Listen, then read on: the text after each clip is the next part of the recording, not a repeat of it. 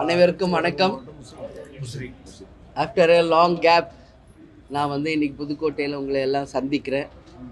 அந்த வகையில் உங்களை அனைவரையும் சந்தித்ததில் மகிழ்ச்சி. கேப்டன் மறைவுக்கு பிறகு பொதுச் செயலாளராக புதுக்கோட்டைக்கு முதல் முறையாக வந்திருக்கிறேன். உங்கள் எல்லாருக்கும் தெரியும், உள்ளம் தேடி இல்லம் நாடி மக்களை தேடி மக்கள் தலைவர் ரத யாத்திரை. தொடர்ந்து எங்களுடைய பயணம் இரண்டாம் கட்ட சுற்றுப்பயணம் இன்னும் ஒரு 3 நாளில் முடிய இருக்கிறது. அந்த வகையில் 234 தொகுதிகளுக்கும் நேரடியாக சென்று மக்களை சந்தித்து கொண்டிருக்கிறோம். போகும் இடமெல்லாம் மக்களுடைய மிகப்பெரிய வரவேற்பு இருக்குதுங்க. அது வகையில் எங்களுடைய பயணம் இன்றைக்கு புதுக்கோட்டை முடித்து திருச்சிக்கு செல்கிறோம். நாளை கட்சி ஆரம்பித்து 20 ஆண்டுகள் முடிந்து 21வது ஆண்டில் தேசிய முற்போக்கு திராவிட கழகம் அடியெடுத்து வைக்கிறோம். மணப்பாறையில் மாபெரும் ஒரு பொதுக்கூட்டம் இருக்கிறது. காலையில் கேப்டனுடைய பிறந்த நாளை முன்னிட்டு 73 அடியில் கொடி ஏற்ற இருக்கிறோம். இதுதான் நாளைக்கு எங்களுடைய ப்ரோக்ராம். நீங்கள் எதுவும் கேள்வி கேட்கணுன்னா கேள்வி. ஆண்டுகளில் மறக்க முடியாத ஒரு சம்பவம் அப்படின்னா கேப்டன், அது ஒன்று தாங்க. கேப்டன் நிகழ்த்தாத சரித்திரம் இல்லை, எல்லாமே வாழ்ந்து காட்டிய ஒரு புனிதர். இன்றைக்கி அவர் எங்ககிட்ட இல்லை அப்படிங்கிறத எங்கள் யாராலையும் இந்த நிமிஷம் வரைக்கும் ஏற்றுக்க முடியல. ஆனாலும் நாங்கள் அவர் எங்களுக்கு காட்டிய வழியின்படி உறுதியாக அனைவரும் கேப்டன் தெய்வமாக எங்களை கூட இருந்து வழி நடத்துகிறார் அப்படின்ற ஒரே உறுதியோடு அவருடைய கனவு லட்சிய பாதையில் மக்களுக்கும் நாட்டுக்கும் நிச்சயம் நல்லது செய்ய வேண்டும் என்ற ஒரே குறிக்கோளோடு நாங்கள் பயணிக்கிறோம்.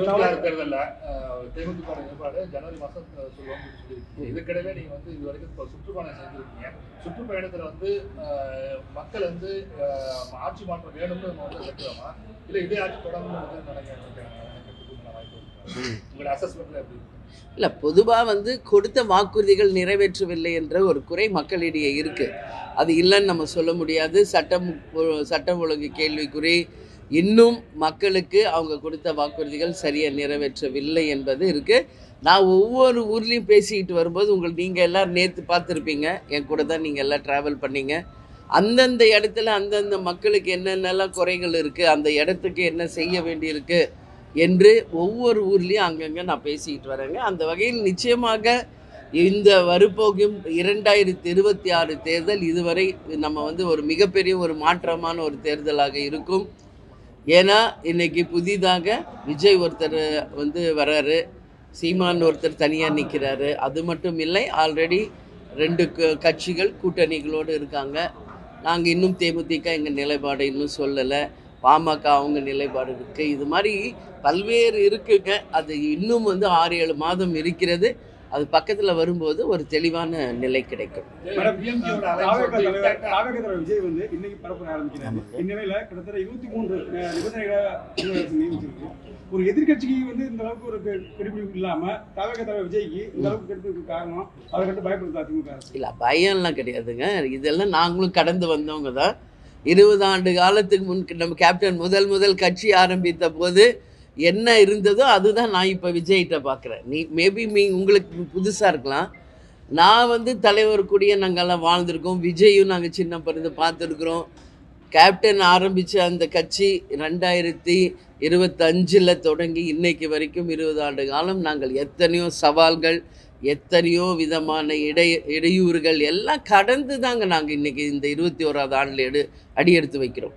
இப்போ காவல்துறை வெறுமனே இந்த தடை போடுறாங்க பொதுவாக நம்ம சொல்லிட முடியாது. நாளைக்கு ஒரு சட்டம் ஒழுங்கு பிரச்சனை வந்தால் அவங்க யார் பதில் சொல்லுவாங்க? அதனால் பல்வேறு விஷயங்கள் இருக்கிறது. அதனால் நம்ம அப்படியே ஒரே ஒரு கண்ணோட்டத்தில் அவங்க தடை பண்ணுறாங்கன்றது இல்லாமல் அப்படி கிடையாது. அவங்க இந்த குறிப்பிட்ட டைம்குள்ளே இங்கெல்லாம் முடிக்கணும், இப்படி இருக்கணும் அப்படின்னு சொல்கிறாங்க. பட் அந்த கூட்டத்துக்கு அது சாத்தியம் இல்லை. பார்ப்போம். இப்போ தான் வந்திருக்கார், நான் டிவியில் பார்த்துட்டு தான் வந்தேன். இன்னும் ஸ்பீச் ஆரம்பிக்கல. எப்படி இன்னைக்கு ஃபுல் டே போகுதுன்றதை நான் பார்த்துட்டு அப்புறம் சொல்கிறேன். யார் சொல்லியிருக்காங்க இது? எப்போ நேற்று சொன்னாரா? அப்படிங்கிற மாதிரி சொல்லியிருக்காரு. அதை நம்ம எப்படி பண்ணலாம்? இல்லை, அது அவர் சொன்ன கருத்துக்கு நீங்கள் அவர்கிட்ட தான் பதில் சொல்ல. இப்போ நான் தெளிவாக உங்ககிட்ட சொல்லிட்டேன்ல. 20 வருஷமா டிராவல் பண்ணிருக்கீங்க. ஆமாம் பொலிட்டிக்கல் ஆமாங்க. பட்சத்துல அவருடைய கருத்துங்கிறது நீங்க வந்து எப்படி? இல்லை அவர் கருத்துக்கு நான் பதில் சொல்ல முடியாதுங்க. நாங்கள் கேப்டன் கூடயே வாழ்ந்தவங்க. கேப்டனுக்கு எப்படியெல்லாம் இடையூறுகள் கொடுத்தார்கள் என்பது எங்களுக்கு நல்லா தெரியும். அதையெல்லாம் தாண்டி வர்றதாங்க அரசியல். நம்மளுக்கு இடையூறே இருக்காது, எந்த ப்ராப்ளம் இல்லாமல் அப்படியே போய் அடைஞ்சிட முடியுமா ஒரு இடத்த? அப்படி கிடையாது. ஒரு சின்ன ஒரு விஷயம்னாலும் நம்ம ஒரு சேலஞ்ச் சந்திக்காமல் ஒரு வெற்றி யாருமே பெற முடியாது. கண்டிப்பாக பல்வேறு விதமான இடையூறுகள், சவால்கள் எல்லாம் இருக்கும். அதையெல்லாம் தாண்டி வருவது தான் அரசியல். அதிலிருந்து வந்து வெற்றி பெறுவது தான் மக்கள் ஆட்சி. நீங்கள் புரியாமல் என்கிட்ட கேள்வி கேட்குறீங்கன்னு நினைக்கிறேன். கேப்டன் கட்சி ஆரம்பித்தப்போ எந்த தலைவர் கேப்டன் சப்போர்ட் பண்ணாங்க? இல்லை, ஒரு நிமிஷம், நீங்கள் நான் சொல்கிறது நிமிஷம் கேளுங்க. கேப்டன் கட்சி ஆரம்பித்த போது எந்த தலைவர்கள் கேப்டனுக்கு ஆதரவு தெரிவித்தாங்க? எந்த மீடியா ஆதரவு தெரிவித்தாங்க? எந்த கேப்டனே நடிகர், சினிமா உலகில் கடந்த ஒரு பல ஆண்டுகள் இருந்து தான் அரசியலுக்கு வந்தார். எந்த ஒரு செலிப்ரிட்டியோ ஒரு சினிமா பிரபலமோ கேப்டனோட கட்சியில் இணைந்தாங்க? கிடையாதுங்க. அதெல்லாம் எதுவும் கிடையாதுங்க. ஒத்தை மனிதராக சுயம்பாக கட்சியை ஆரம்பித்து, சரிங்களா, அவர் மக்களுக்காக அவர் எடுத்துக்கிட்ட பயணத்தில் பல்வேறு இடையூறுகளை தாண்டி யார் சப்போர்ட் இல்லாமல் தான் எதிர்நீச்சல் போட்டு தான் ஜெயிச்சார் கேப்டன். ஒரு குறுகிய காலத்தில் எதிர்கட்சி அந்தஸ்தை பெற்ற முதல் தலைவர் கேப்டன் தாங்க. அதனால் இதெல்லாம் இருக்குங்க அரசியல். இதெல்லாம் இல்லாமையா இருக்குன்னு நீங்கள் நினைக்கிறீங்க? இன்றைக்கி நீங்கள்லாம் ப்ரெஸ் பீப்புள், உங்கள் ஜாபுக்கே நீங்கள் எவ்வளோ ஸ்ட்ரகிள்ஸ் நீங்கள் டெய்லி சந்திக்கிறீங்கன்னு உங்களுக்கு தெரியும். அப்போ இது அரசியல். ஏறக்குறைய 2 கட்சிகள் இங்கே வந்து இமாலய அளவு பெரிய கட்சிகள் இருக்குது, நேஷ்னல் பார்ட்டிஸ் இருக்குது, மற்ற எல்லா கட்சிகளும் இருக்குது. வான்னு அப்படியே வழி விட்டுருவாங்களா? தடைகள் இருக்கும். தடைகளை முறித்து வருவது தான் வெற்றி. மேடம், தமிழக அரசியல வந்து ஆளுங்கன்னு நினைக்கிறீங்க எப்படி? இல்லை, முதல்ல நடிகரை வந்து கட்சி ஆரம்பிச்சாருன்னு கேப்டன் தாங்க அதுக்கு உதாரணம். இந்த மாதிரி ஒரு இல்லை சொல்கிறேன், நீங்கள் இன்னைக்கு சொல்கிறீங்க முதலாக நடிகராக வந்து கட்சியை சுயம்பா ஆரம்பித்தது கேப்டன் தான். Is the first example to others. MGR அவர்கள் கூட திமுகவில் இருந்து பிரிந்து வந்து தான் அதிமுகவை உருவாக்குனார். பட் கேப்டன் ஒருத்தர் தாங்க சுயம்பா தனியாக வந்து களம் கண்டு கூட்டணியே இல்லாமல் 2011 வரைக்கும் தனி நபராக யார் சப்போர்ட் இல்லாமல் அவர் வந்து நிரூபிச்சிருக்கார். இதெல்லாம் சாதாரண சவால் கிடையாதுங்க, இது மிகப்பெரிய சவால். அந்த சவால்களில் வென்றவர் கேப்டன். அதனால் இன்னைக்கு விஜய் அவரை ஃபாலோ பண்ணி இன்னைக்கு வர்றார். வாழ்த்துக்கள். இன்றைக்கி தான் வந்து ஃபஸ்ட்டு ஸ்பீச் கொடுக்க போகிறாருங்க. நான் பார்த்துட்டு நாளைக்கு என் கருத்தை விஜய் பற்றி. இல்லை, கூட்டணி நம்ம இப்போ நான் ஒரு கட்சிக்கு ஒரு இல்லைங்க ஆட்சி அது கேளுங்க. ஒன் லைன்ல நீங்க கேட்கலாம். கூட்டணி மந்திரி சபை உங்க கருத்து என்னன்னு நான் பல வாட்டி சொல்லிட்டேன். கூட்டணியை வந்து இன்னைக்கு வந்து ஆட்சியில் பங்கு என்பதை நாங்க வரவேற்கிறோம் நான் சொல்லிட்டேன். ஏன்னா ஒரு ஃபுல் அதிகாரம் ஒரே இடத்துல இல்லாம எல்லாருக்கும் பகிர்ந்து தரப்படும் போது கேள்விகள் கேட்க முடியும், மக்களுக்கு இன்னும் சிறப்பாக செயல்பட முடியும் என்பதை என் கருத்து ஏற்கனவே நான் பதிய வச்சிருக்கேன். பட்டால் உண்டு வாழ்வுன்னு நான் ஃபர்ஸ்ட் டேவே சொல்லிட்டேங்க. சென்னையிலேருந்து கிளம்பும் போதே ஃபர்ஸ்ட் ப்ரெஸ் மீட்லேயே நான் சொன்னேன், யாருமே ஒன்றா இருந்தால் தாங்க அது பலம், பிரிந்து இருந்தால் எப்படிங்க பலம்? ஒன்றுபட்டால் உண்டு வாழ்வு. அப்படி டிமாண்டுன்றதை பற்றியெல்லாம் இன்னும் நாங்கள் ஃபோக்கஸ் பண்ணலைங்க. எங்களை பொறுத்த வரைக்கும் நாங்கள் இன்னும் 7 months இருக்குது. நான் சொல்கிறேன், இன்னும் பல்வேறு விதமான சேஞ்சஸ் தமிழக அரசியலில் வர இருக்கிறது. அதனால் நாங்கள் வந்து இப்போ எதை பற்றி சிந்திக்கலை. எங்கள் கட்சி வளர்ச்சி, எங்களுடைய ஒரே ஃபோக்கஸ் 234 தொகுதிகளிலும் தேசிய முற்போக்கு திராவிட கழகத்தின் பூத் கமிட்டி அமைச்சு BL2 ஃபார்ம் பண்ணி புதிய உறுப்பினர் சேர்த்து எங்கள் கட்சியை பலப்படுத்தி அந்த வழியில் நாங்கள் ஃபோக்கஸ் பண்ணிகிட்டு இருக்கோம். நான் சொல்லியிருக்கேன் உங்களுக்கு, டிசம்பர் 28 கேப்டன் குரு பூஜைக்கு பிறகு ஜனவரி 9 மாபெரும் ஒரு மாநாடு கடலூரில் நடக்க இருக்குது. அதுக்குள்ளே இங்கே இருக்கிற எல்லா சேஞ்சஸ் எல்லாம் முடிஞ்சு ஒரு தெளிவான நிலை வரும். அன்றைக்கு எங்களுடைய நிலைப்பாடை நான் சொல்கிறேன்.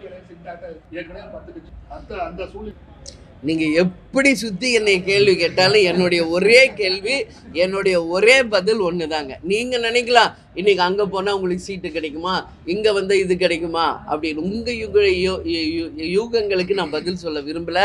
எங்களை பொறுத்த வரைக்கும் நாங்கள் தெளிவாக இருக்கோங்க. எந்த இடத்தில் தேமுதிக கூட்டணி அமைக்குதோ அந்த கூட்டணி மகத்தான வெற்றி பெறும். சரிங்களா? அது நீங்க விஜய் வந்திருக்காரு திருச்சிக்கே கேளுங்க. சரிங்களா? ரெடி அதெல்லாம் நாங்க கடந்து வந்தாச்சு. தனிச்சு களம் கண்டாச்சுங்க. மக்கள் நல கூட்டணின்னு ஒரு 3வது அணி அமைச்சாச்சு. எல்லா சேலஞ்சஸையும் தாண்டி தான் இன்னைக்கு 2026 தேர்தலை சந்திக்க இருக்கிறோம். அதனால் இந்த முறை எங்களுடைய முடிவு மிக கிளியராக இருக்கும், தெளிவாக இருக்கும். அது வெற்றி என்கின்றதை நோக்கி இருக்கும் என்பதை மட்டும் நான் சொல்கிறேன். எல்லா கூட்டணியும் இன்னைக்கு தயாராக இருக்காங்க. தேமுதிகவோட கூட்டணி வைக்க எல்லா கூட்டணி ரெடி. சரிங்களா? அதை தான் நான் சொல்கிறேன். யாரோட கூட்டணி என்பதை 9th நாங்கள் சொல்கிறோம். சரிங்களா? ஏன் இதை சொல்கிறேன்னு நீங்கள் கூட என்ன எப்படி மேடம் என்ன கேட்டாலும் சொல்ல மாட்டேங்கிறாங்கன்னு. நாங்கள் இங்கே பாருங்கள், இது ஒரு சாதாரண விஷயம் கிடையாதுங்க. இன்றைக்கி கேப்டன் இல்லாமல் இந்த கட்சியை இன்றைக்கி தூக்கி நிறுத்தி இதை கொண்டு போயிட்டுருக்கோம். அவர் மறைந்து இந்த கட்சிக்கு உயிர் கொடுத்துட்டு போயிருக்கார் கேப்டன். அப்போது இந்த கட்சியை அவர் எங்களுக்கு காட்டிய வழியில் மிக நேர்த்தியாக அதை கொண்டு போய் சேர்க்க வேண்டிய மிகப்பெரிய பொறுப்பு எங்கள் கரங்களில் கொடுத்துட்டு போயிருக்காருங்க. ஸோ நாங்கள் கொஞ்சம் பொறுமையாக தான் டிசிஷன் எடுப்போம். ஆனால் ஒரு தெளிவான டிசிஷனாக இருக்கும். அது மக்களுக்கும் நாட்டுக்கும் பயனளிக்கக்கூடிய ஒரு டிசிஷன். கூட்டணி இல்லை தனிச்சு இல்லை தனி அணி தலைமை கூட்டணி இதாக இருந்தாலும் மக்கள் கூட்டணி வாக்குறுதி நீங்கள் வாக்குறுதிகள் நாங்கள் 2005 கட்சி ஆரம்பித்து ஃபஸ்ட் எலெக்ஷன்லேயே மேனிஃபெஸ்டோ கொடுத்த கட்சி.